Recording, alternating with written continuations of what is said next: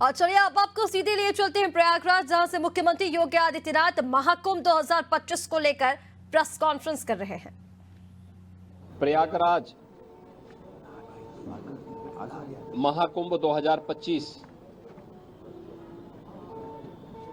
की तैयारी युद्ध स्तर पर चल रही है। आज हम लोगों ने एक बार फिर से यहाँ पर शासन और प्रशासन के भी उच्च स्तर के अधिकारियों ने आकर के प्रयागराज महाकुंभ की तैयारियों की समीक्षा की है, चल रहे कार्यों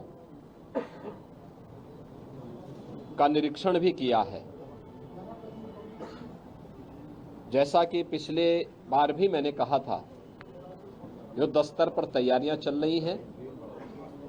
यद्यपि बरसात एक महीने आगे तक चलने के नाते हम लोग पिछली बैठक के दौरान लगभग एक महीने लेट थे, लेकिन इस बार जब मैंने समीक्षा की है तो मैंने पाया है कि हम लोग 13 जनवरी से लेकर के 26 फरवरी के बीच प्रयागराज महाकुंभ का यह भव्य और दिव्य आयोजन होगा।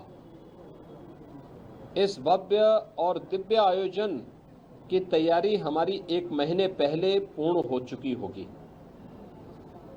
और यह हमारा सौभाग्य होगा कि प्रयागराज महाकुंभ 2025 के शुभारंभ के लिए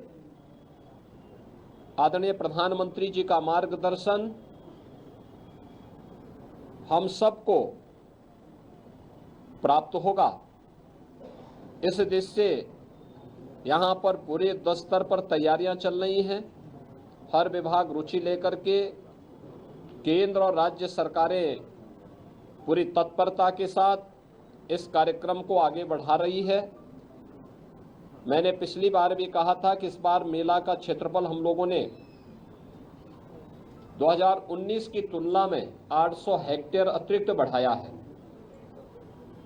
पिछली बार हम लोगों ने कुंभ के दायरे को काफी बढ़ाया था, उसका काफी अच्छा सार्थक परिणाम था।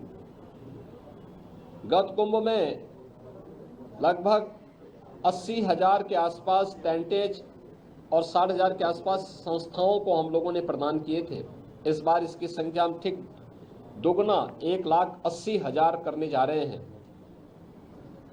सनातन धर्म से जुड़े हुए और भारत के अंदर भारतीयता की परंपरा से जुड़े हुए हर उस व्यक्ति को जो गंगा मैया पर, भगवान प्रयागराज पर आस्था और श्रद्धा का भाव रखता है, उन्हें यहाँ पर प्रयागराज महाकुंभ में आकर के इस पूरी व्यवस्था के साथ जुड़ने का एक अवसर पूरे देश से आने वाले पूज्य संतों को, सामाजिक और सांस्कृतिक संगठनों को यहाँ पे प्रदान किया जाएगा।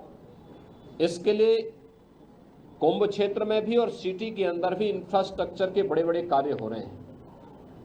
ये सभी कार्य समयबद्ध तरीके से चल रहे हैं और आप मान करके चलिए कि कुछ कार्य 30 नवंबर तक, कुछ कार्य 10 दिसंबर तक कंप्लीट हो चुके होंगे और उसके उपरांत आदरणीय प्रधानमंत्री जी का यहाँ पर 13 दिसंबर को आगमन, माँ गंगा की पूजा, प्रधानमंत्री जी के द्वारा डिजिटल कुंभ की जो अपेक्षा की गई है उसके डिस्प्ले के कार्यक्रम का अवलोकन और प्रयागराज के भव्य और दिव्य कुंभ की दृश्य से जो यहाँ पर विकास के कार्य हुए हैं, इन सब के लोकार्पण का भी एक कार्यक्रम इस अवसर पर आदरणीय प्रधानमंत्री जी के कर कमलों से होगा।